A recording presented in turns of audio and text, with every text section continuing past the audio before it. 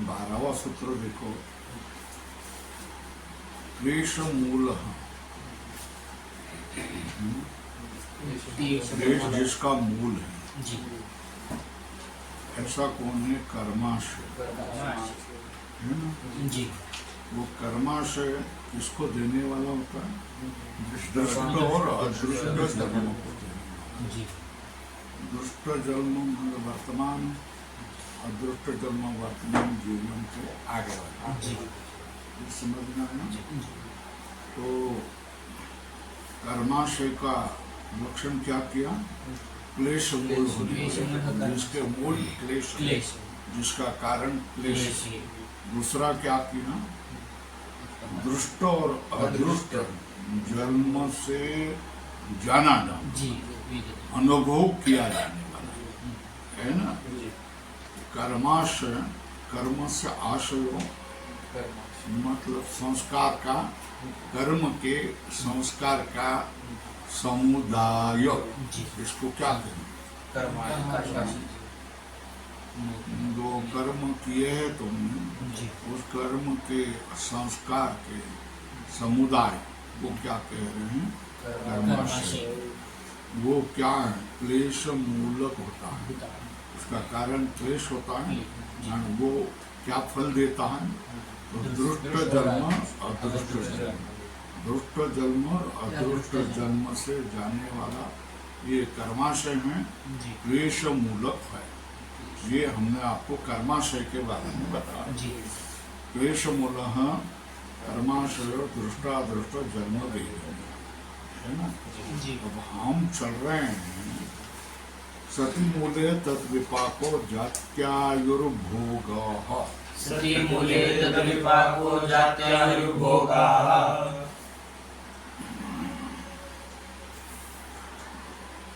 सती मूले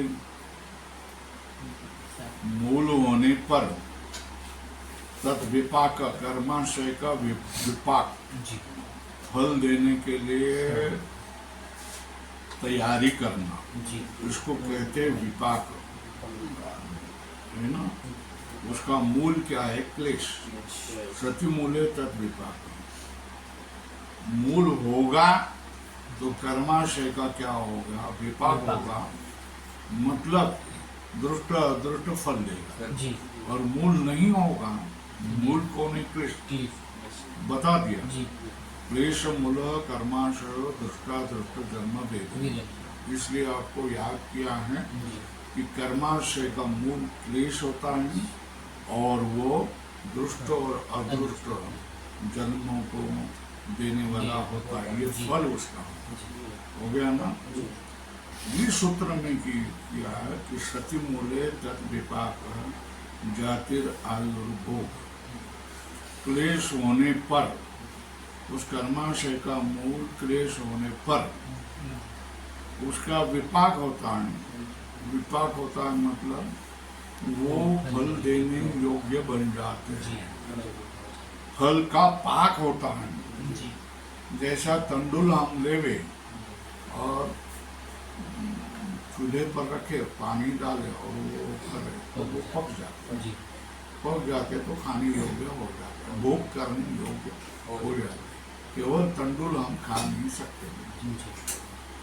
उसी के कर्माशय जो है वो अगर पक जाए तो उसको जातीय आयुर्भोग मिलेगा। क्या सती बोले तद्विपाक। विपाक कौन होता है? जाति आयुर्भोग। जाति के लिए देवासुर मनुष्य ये जातियां हैं। आयु जीवन काल कितना हो गया? 10 वर्ष का, 5 वर्ष का, 8 वर्ष का। भोग सुख दुख, सुख दुख रूप क्या होता है? भोग है ना। अब बता रहे हैं सत्सु क्लेशेषु कर्माशयो विपाक आरंभी भवति। क्लेश होने पर कर्माशय मतलब कर्म संस्कार म्हणजे पुण्य पाप लिखा। कर्माशय मतलब कर्म संस्कार पुण्य पाप का समुदाय ये क्या होता है, विपाक आरंभिक होता है, जी वो पकने के लिए आरंभ करता है, स्वल्प विराम, न उच्छिन्न क्लेश मूल। तो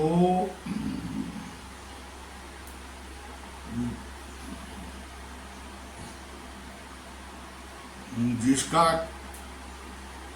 क्लेश रूप मूल हटाया गया है, उसको उच्छिन्न क्लेश मूल विपाका आरंभी न बोलते।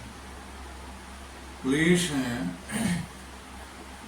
आशय है, उसका मूल क्लेश है, जी वो उस आशय को क्लेश मूल कहेंगे, बराबर है। और आशय है मगर उसके क्लेश नहीं है, तो उस आशय को उच्छिन्न क्लेश मूल कहेंगे। उच्छिन्न क्लेश मूल, जो दो प्रकार के आशय, जिसके क्लेश जीवंत है, उच्छिन्न ये नहीं है, वो आशय। दूसरा आशय होता है उच्छिन्न क्लेश मूल। वो क्या है, विपाक का आरंभी नहीं होता है, न उच्छिन्न के ऊपर लिखो विपाक का आरंभी। ये सिद्धांत बताते हैं क्या है? क्लेश होने पर कर्माशय ये विपाक का वो पकड़ने लग जाता है, जिसके मूल क्लेश ये समाप्त हुए, वो विपाक नहीं देगा, बराबर है।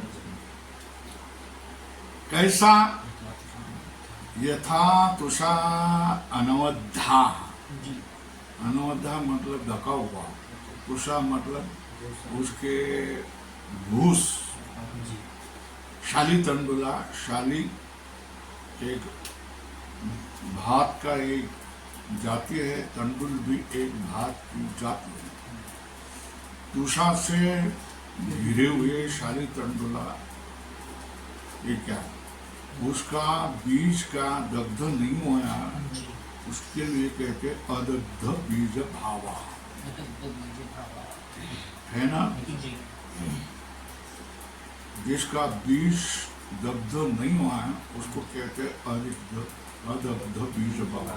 वो प्ररोह समर्था भवन, वो क्या करता है, अंकुर देने में समर्थ होता है, बराबर है। स्वल्पराम न अपनित तुषा दग्ध बीज भावा वा, जिसके तुषा हटाए हैं या जिसने बीज को इतना जलाया कि कोयला बन गया। आकार तो बीज का दिख रहा है मगर कोयला बन, दग्ध बीज भावा वाह, क्या करते हैं, ऊपर लिखो प्ररोह समर्था न भवन्ति, प्ररोह देने में समर्थ नहीं होते।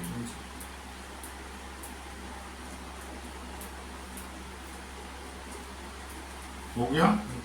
तथा क्लेश अनवद्ध कर्माशु विपाक प्ररोही होती। उसी तरह क्लेश से ढका हुआ कर्माशय विपाक को देने वाला, विपाक को उत्पन्न करने वाला होता है। और न अपनित क्लेशेषु, उसी तरह क्या है, जिसके क्लेश हटाए गए हैं, ऐसा जो कर्माशय है वो क्या नहीं होता है, विपाक प्ररोही न भवति, वहां जोड़ना पड़ेगा।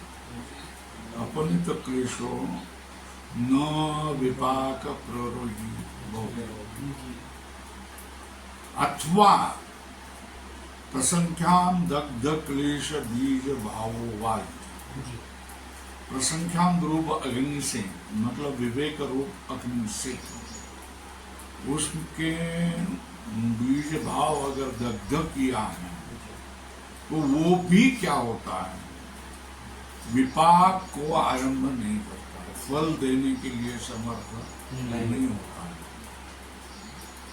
सत्य विपाक त्रिविधो, ये विपाक कितना होता है, तीन प्रकार का होता है। एक विशिष्ट जाति, देव जाति, मनुष्य जाति, प्राणी जाति, इस तरह जाति वाला होता है। आयु 2 साल, 5 साल, 10 साल, 25 साल, 100 साल, 110 साल ऐसी होती हैं। और सच्चे विपाक त्रिविधो अभोग, क्या मिलने वाला है, कैसे रहने वाला है, गरीब होने वाले हैं, श्रीमान होने वाले हैं, मध्यम वर्गीय होने वाले हैं, क्या क्या खाने को मिलेगा, रोग कैसा मिलेगा, त्रास क्या होगा, इस सब को क्या कहते हैं, भोग। बरोबर है। शरीर से भोगा जाने वाला सुख दुख, उसको भोग कहते हैं। तत्र इदम विचार्यते, वहाँ इस बात का विचार किया जा रहा है। ये सूत्र झालं की नहीं तुम्हाला? नहीं झालं? तत्र इदम विचार्यते, एक भाग करो किम एकम कर्म एकस्य जन्म कारण, एक कर्म एक जन्म का कारण है। क्या एक पर्याय क्या होगा? पहला पर्याय क्या है? एक कर्म एक जन्म का कारण होता है। कारण होता है। दूसरा लिखो, एक कर्म अनेक जन्म आक्षिप होते। आक्षिप मतलब कारण। एक जन्म से अनेक कर्म अनेक जन्म मिलेंगे। ये प्रथमा विचारण है। एक कर्म को लेकर एक कर्म एक ही जन्म को देने वाला होगा, अथवा एक कर्म अनेक जन्मों को देने वाला होगा। दूसरी विचारणा की जाए, किम अनेकम कर्म अनेकम जन्म निर्वर्तयति, अथा अनेकम कर्म एकम जन्म निर्वर्तयति। दूसरे विचारणा का पहला एक कर्म लिया और विकल्प किया, एक जन्म या अनेक जन्म। दूसरे बार क्या किया? अनेक कर्म, वो अनेक कर्म एक जन्म को देने वाले होते हैं या अनेक जन्मों को देने वाले होते हैं, ऐसा विकल्प किया। हो गया। अब पहले एक लिखो, न तावत एकम कर्म एकस्य जन्म न कारण। क्या बताया? एक कर्म एक जन्म का एक कारण कर्म एक जन्म का कारण नहीं। बराबर है। न तावत एकम कर्म एकस्य जन्म न कारण। एक कर्म एक जन्म का कारण नहीं। एक विधान किया, तो यह 1 नंबर लिया है यहाँ। समाधान, अकस्मात प्रश्न चिन्ह करो।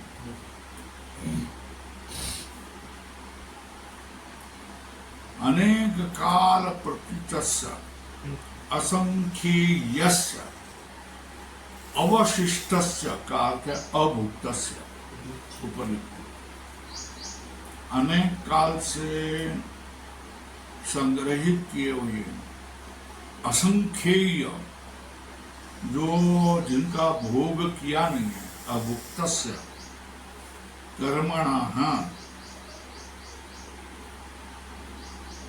सांप्रतिकस्य, वर्तमान जन्म में भी जो कर्म किए हैं, सांप्रतिकस्य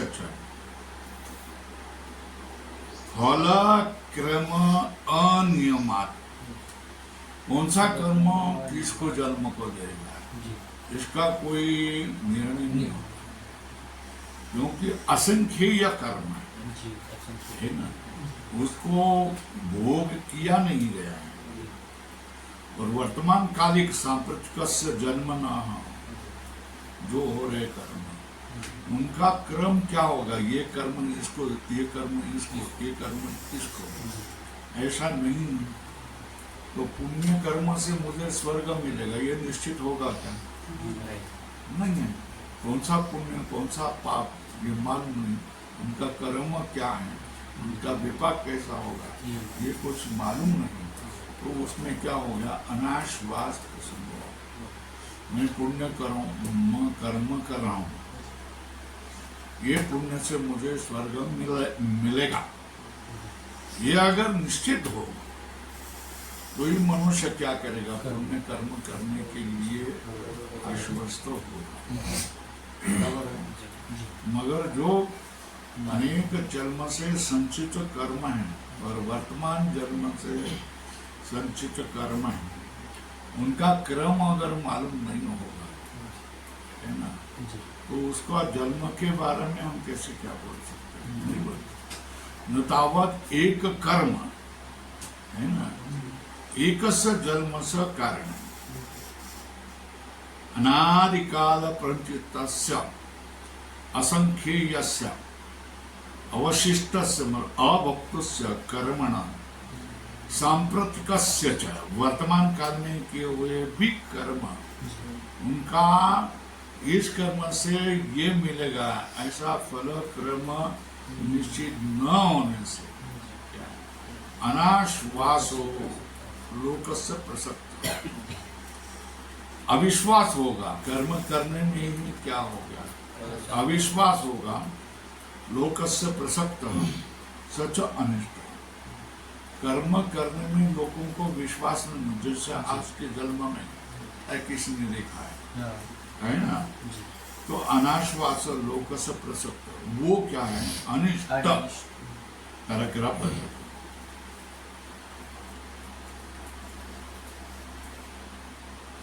एक कर्म एक जन्म को ही प्रारंभ करने वाला हो, है ना, ये तो नहीं बनेगा, क्योंकि कर्म अनेक है, उनका विपाक अनेक होगा, तो कौन सा कर्म किसको देने वाला है उसका निर्णय नहीं होता।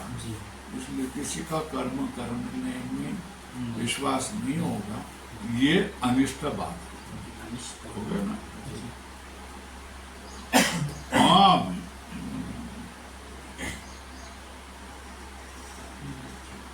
दूसरा मत एक कर्म अनेक जन्मनः कारण, एक कर्म अनेक जन्म का कारण नहीं, तस्मात् अनेकेषु कर्मसु एकम एव कर्म अनेकस्य जन्मनः कारण, एक कर्म ही अनेक जन्म को देने वाला बनेगा, है ना, तो फिर बाकी रहे हुए कर्म कब होंगे, क्या कहा, जन्म है ना, अनेकेषु अनंत कर्म है, उसमें एक कर्म उठेगा, वो अनेक कर्म जन्म देने के लिए लगा है ना। जैसे आसमान में वो आतिशबाजी होती, तब जो रॉकेट ऊपर चला गया, वो फूट गया, तो अनेक कण बाधित ऐसे हो, वो अनेक कण से फिर अनेक हो जाते हैं, बराबर है। एक फूट गया रॉकेट, कि उसके सैकड़ों कण चिंगारियां तैयार हो, ये चिंगारियां भी फूट जाते हैं, उनसे फिर सैकड़ों कण होते, जैसे फुलबाजा जैसा वृक्ष जैसा लगता है, बराबर है ना। तो उससे न च एकम कर्म अनेकस्य जन्मनः कारण, एक कर्म अनेक जन्म का भी कारण नहीं है। कस्मात् प्रश्न चिन्ह, अनेकेषु कर्मसु एकैकम एव कर्म अनेकस्य जन्म कारण, तो फिर एक कर्म अनेक जन्म का कारण बनेगा, तो बाकी क्या है, अवशिष्ट विपाक काल अभाव प्रसक्त, एक ही कर्म, एक चिंगारी और हजारों चिंगारियों को निर्माण कर रही है, तो उसको मिल गया, बाकी को कहाँ मिल जाएगा, कब मिल जाएगा, है ना।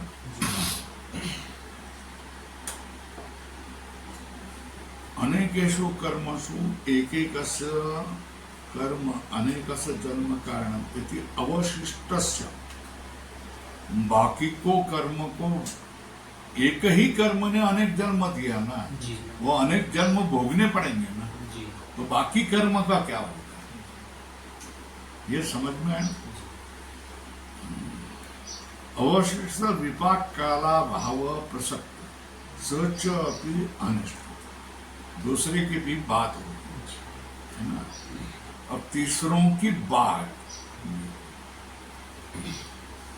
न च अनेकान कर्म अनेकस्य जन्मनः कारण, अनेक कर्म मिल करके अनेक जन्म को देने लग जाए। क्या? अनेक कर्म अनेक जन्म को देने लग जाए, वो भी योग्य नहीं लगता, क्योंकि अनेक जन्म जो है वो एक साथ नहीं आना, जी एक साथ अनुभव नहीं करेंगे ना, भोग सकते, तो फिर उनका कर्म क्या होगा? उनका क्रम लगाना पड़ेगा।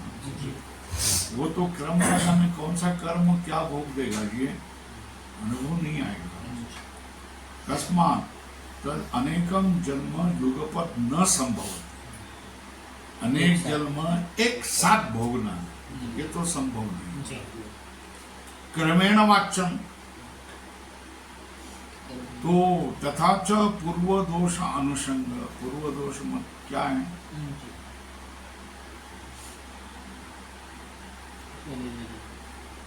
पूर्वज कर्म न होने पर क्या हो जाएगा? अनाश्वास प्रसंग, जी है ना।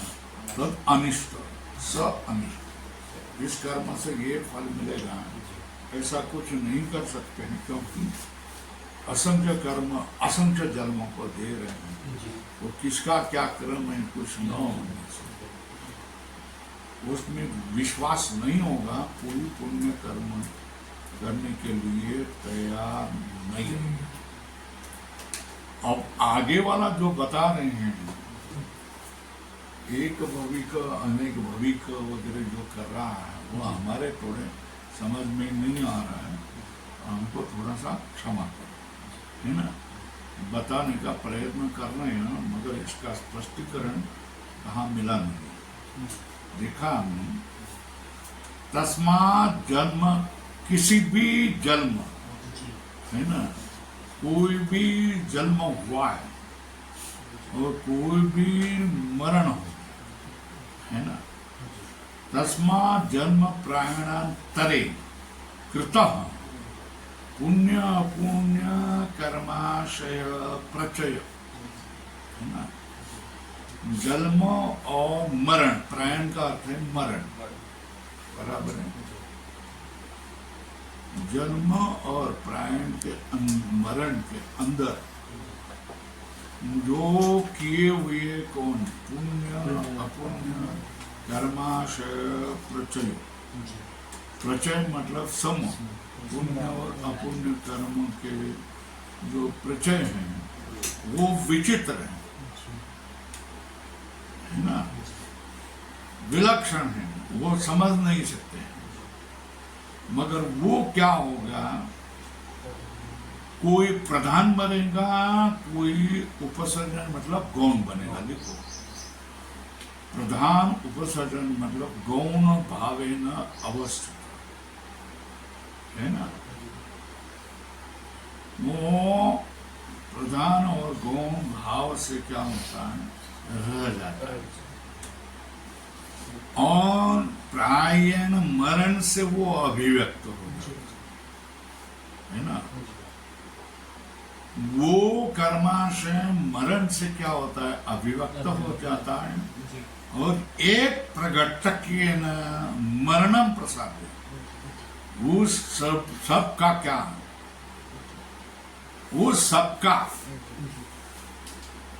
सब जो पाप पुण्य उनका एक गट्ठर बनाकर, जैसा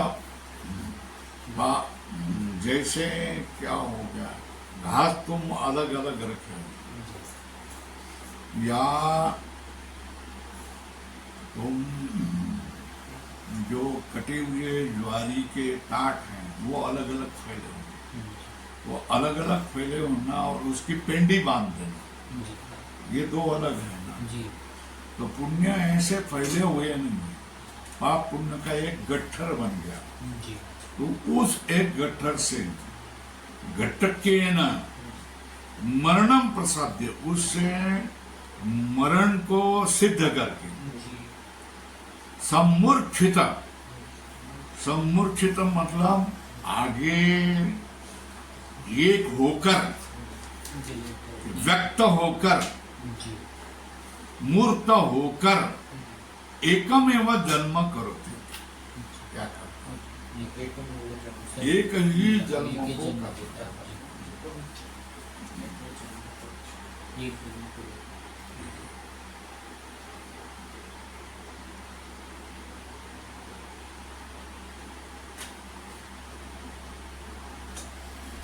तच्च जन्म तेनेव कर्मणा लब्ध आयुष्कम भवति। वो जो जन्म है उसी कर्म से क्या होता है, आयुष्य मिल जाता है ना।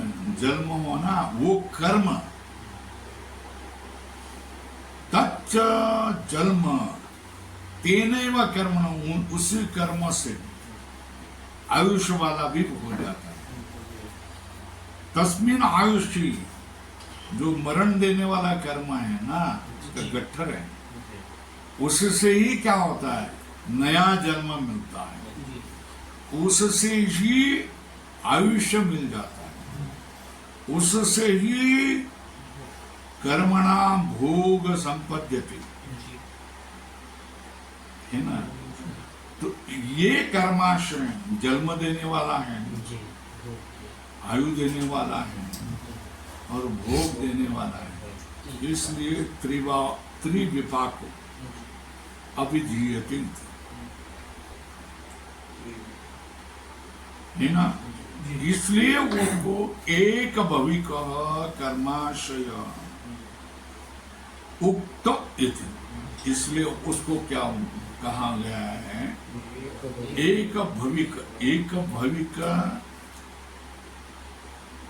त्रिविपाक, इसमें फर्क समझ में आया। तीन प्रकार के विपाक, इसको त्रिविपाक का है, मतलब जन्म ये एक विपाक, दूसरा आयुष्य ये एक विपाक, और भोग ये एक विपाक, वो विपाक। और एक भव, एक भविक कर्माशय, कर्माशय का नाम क्या है, एक भविक कर्माशय। क्यों एक जन्म देने वाला होने, उसको क्या हो गया, एक भविक कर्माशय।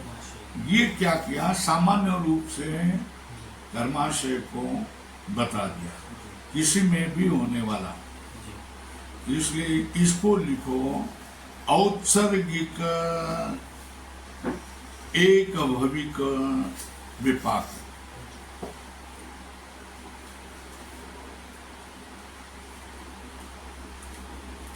स्वाभाविक रूप से क्या, अनेक जन्म का गट्ठर एक जन्म देता है, उसी जन्म में उसी विपाक से क्या होता है, आयुष्य मिल जाता है, उसी विपाक से क्या होता है, भोग भी मिल जाता है। इस तरह तीन विपाक होते हैं, जन्म विपाक, आयु विपाक, भोग विपाक, है ना। उसको क्या कहते हैं, एक भविक कर्माशय। ये कर्माशय का नाम क्या होता है, एक भविक, एक जन्म देने वाला, उपतेत।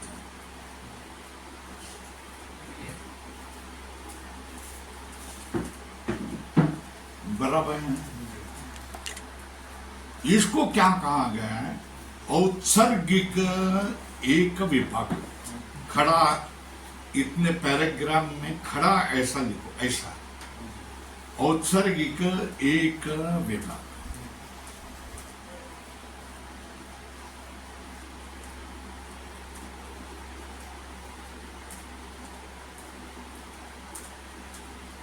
वो सभी के लिए कोई पाप है।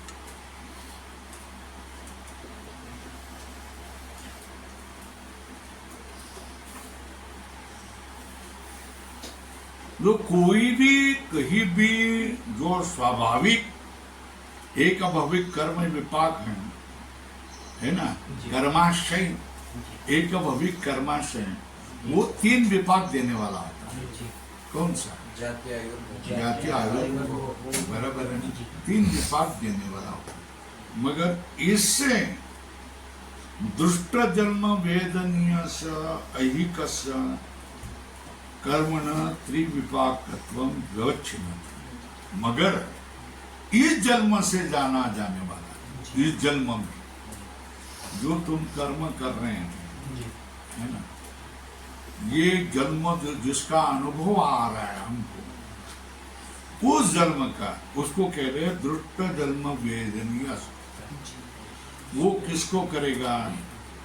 एक विपाक आरंभी, एक दुष्ट जन्म में किए हुए जो कर्म हैं, दुष्ट जन्म जिसका तुम अनुभव कर रहे हैं, उसमें आए हुए जो कर्म हैं, उससे एक विपाक होगा। जन्म तो मिला है ना, जन्म तो मिला है, दुष्ट जन्म तो मिला है पुराने कर्माशय से, मगर उसको जो इस जन्म में जो कर्म किए हैं, तो वो क्या हो गया? भोग के लिए, भोग हेतुत्वात् उसमें एक ही विपाक होगा, भोग विपाक। क्या होगा? बरोबर है, भोग हेतुत्वात् दुष्ट जन्म वेदनीयस्तु एक विपाक आरंभी भवति। इस जन्म से अनुभव किए वाला, है ना, जो कर्माशय है, उसने जन्म तो दिया है ना, अब उसको क्या देना वाला है? भोग विपाक आरंभ। क्यों? भोग हेतु, बराबर है ना, अथवा विपाक आरंभी, अथवा दोनों फल दे सकता है। कौन सा? भोग और आयुष्य, अथवा आयुर्भोग हेतुत्वात् विपाक आरंभ। क्या हो? दोनों विपाक को आरंभ। जैसे नंदीश्वर को दोनों मिल गया, है ना, कथा है पुराण में, तो हमें मालूम नहीं, आपको मालूम होगा। तो नंदीश्वर है, उसके लिए आयु भी मिल गया और भोग भी मिल गया। उसी जन्म में, एक जन्म में ही क्या होगा? आयु भी मिल गया, भोग भी मिल गया, लंबायमान हो गया, है ना। और वो नहुष, इसको क्या हो गया? एक ही विपाक में क्या मतलब? आयुष्य लंबा मिल गया, है ना, भोग नहीं मिल गया। इति पैराग्राफ बदल दो।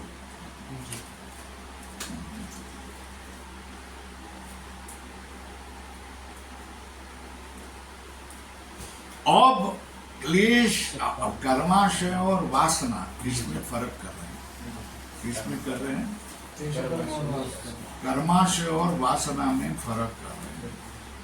क्लेश कर्म विपाक अनुभव निर्मिता तु वासना भीर अनादिकाल संवर्धितम इदं चित्तम विचित्र कृतम इव सर्वतो मत्स्य जालम ग्रंथिपीर इव आततम, है ना जी। जो चित्त में जैसा मत्स्य जाल फैला हुआ, उसमें अनेक गांठे हैं, धागे हैं, और ऐसा फेंक दिया है, यहाँ सूखने के लिए रखा है, या जल में मच्छी पकड़ने के लिए वो जाल फेंका है। ये क्या है? दृष्टांत है।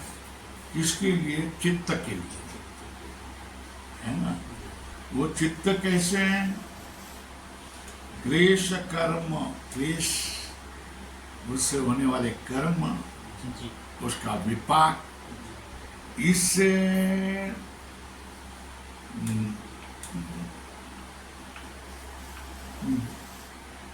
अनुभव निर्वर्तिता भी, इस अनुभव से, किसका? क्लेश का अनुभव, जी कर्म का अनुभव, विपाक का अनुभव, इससे अनुभव निर्वर्तिता मतलब जन्या, ऐसा है।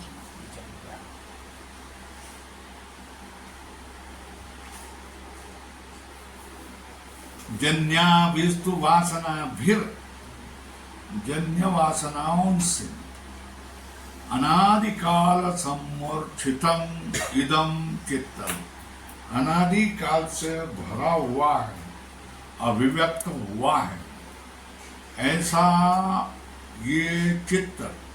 कैसा? ये चित्त में क्या क्या? अनंत जन्म के वासनाएं। वासना किससे जन्म होते हैं? अनेक जन्मों में किए हुए क्लेश, कर्म और विपाक से, अनुभव से जन्म हुए वासनाएं इस चित्त में पड़े हुए होते हैं, है ना।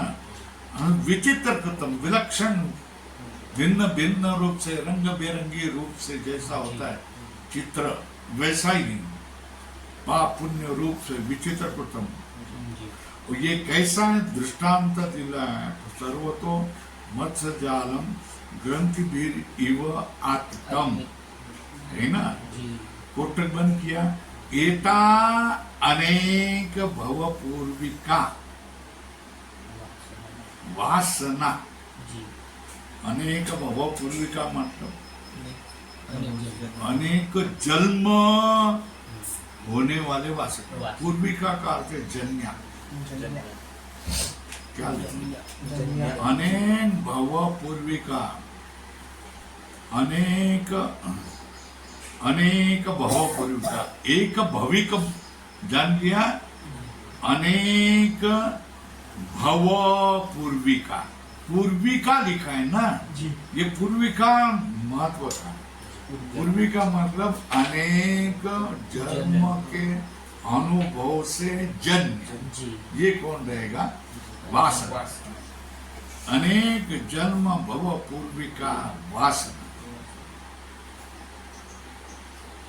और जो कर्माशय होता है ना जी, ये समझ में आया। फिर भी जरा थोड़ा और स्पष्ट हो जाता तो अच्छा होता, है ना। अनंत जन्मों के क्लेश का अनुभव, अनंत जन्म के कर्म का भी अनुभव, अनंत जन्म के फल का भी अनुभव।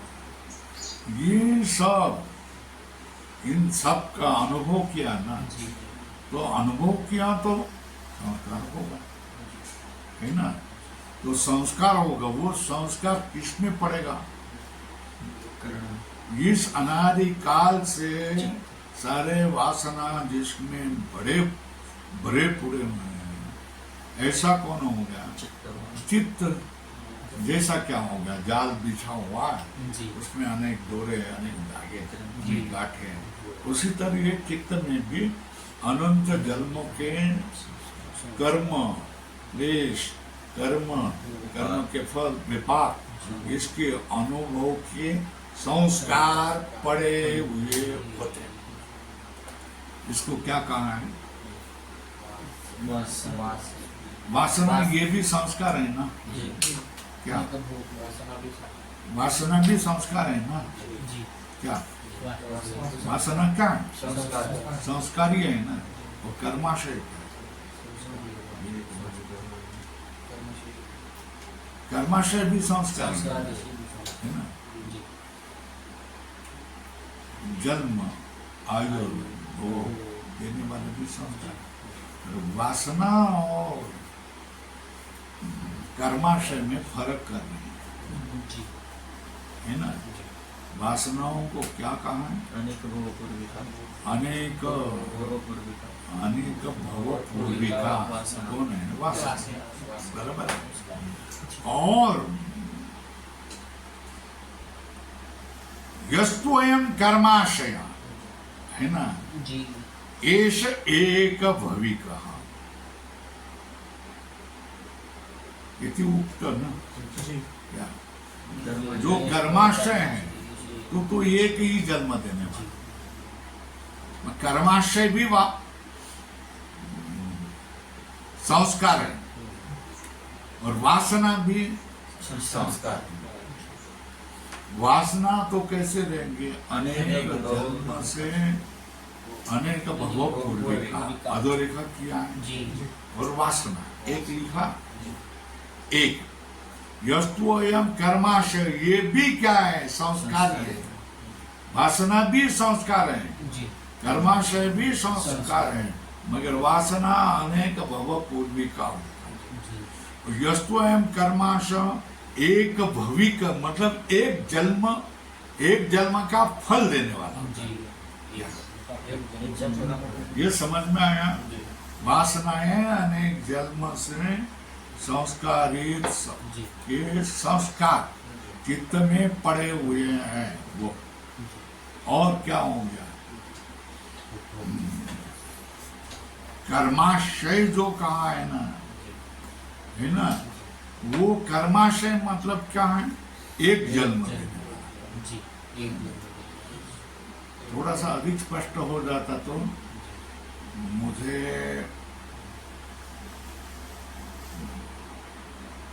और अधिक मैं स्पष्ट कर देता, मगर इसमें कहीं नहीं भी ना, मगर मैं समझता हूं तो यही है।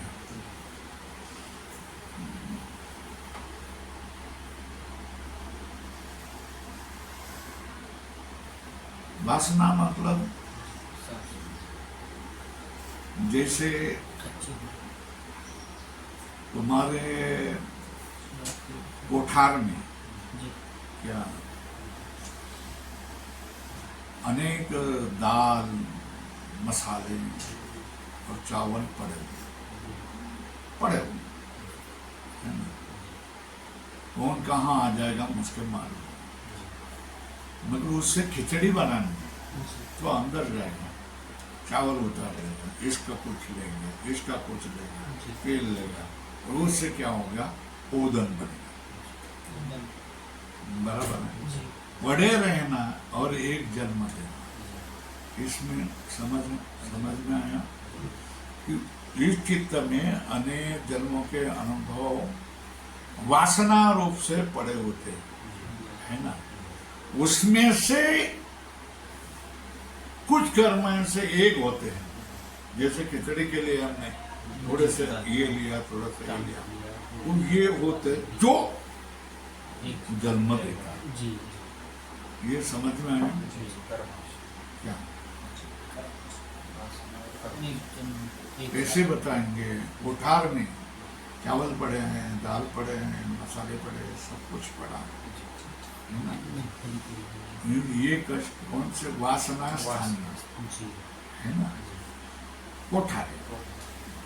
मगर उससे कुछ चावल लिए, दावल, तो सबका जन्म, सब वासना का ये जन्म है ना।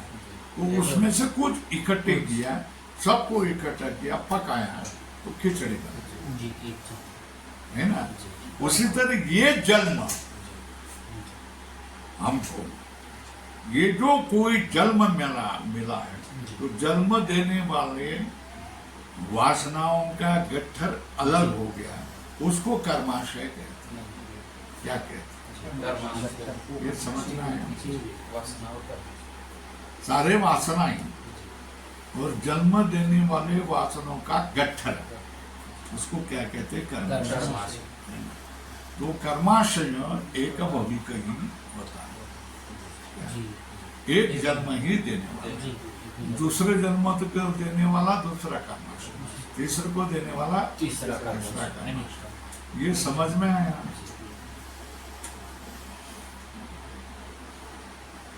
कि कोठार में सारे पदार्थ पड़े हुए होते हैं, जी है ना।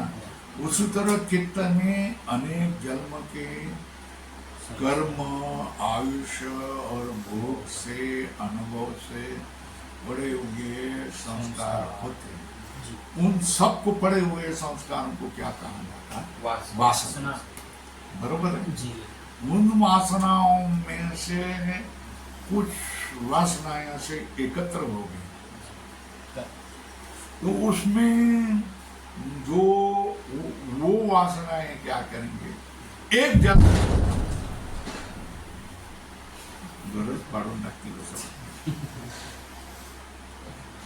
वो वासनाएं एक जन्म ही तुमको देगा, और उसका नाम है कर्माशय। वो कर्माशय कैसा है? एक भविक कर्माशय, एक भविक कर्म एक भविक कर्म, एक जन्म देने वाला कर्माशय। अनेक वासनाएं वो तो पड़े रहे, बराबर हो गया। अब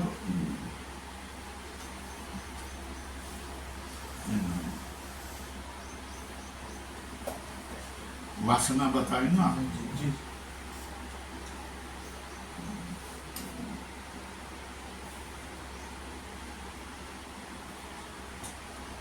जो स्मृति के हेतु बनते हैं ऐसे संस्कार को वासना कहते जी हैं, है ना। क्या है ना। अनेक भवपूर्विका वासना है ना। जी और यस्तु एवं कर्माशय, जिसको कर्माशय को अधोरेखा करो, वो एक भविक, जी एक जन्म देने वाला है ना। जो संस्कार होते हैं स्मृति के हेतु बनते हैं, उनको वासना कहते हैं, जी और वो अनादि काल से होते हैं। वो कैसे होते हैं? अनादिकाल से। ये तो संस्कार है, स्मृति है तबस वासना है। कैसे? उनका नाम क्या है? वासना। और वो कैसे होते? अनादि कालीन होते। सीधी बात है। जी यहाँ तक हम आए हैं, बाकी वैसे तो बाहर जाना था, मगर हम क्या किया, बंद कर।